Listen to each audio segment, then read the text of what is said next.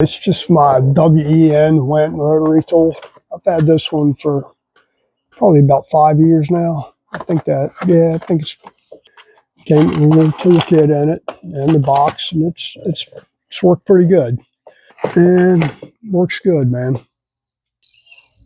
All right, so that's our tool there. On off switches right there, variable speeds right there.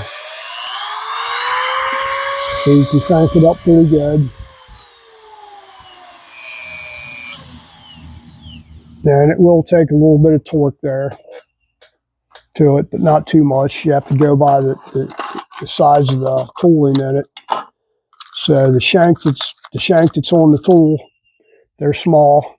It takes so much stress before you bend them.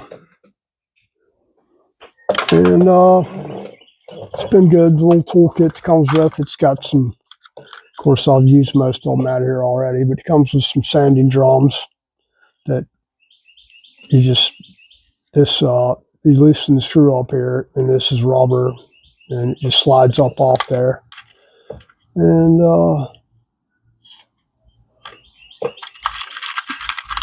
there's a little tool for tightening the knot on the head there, and a screwdriver on one end.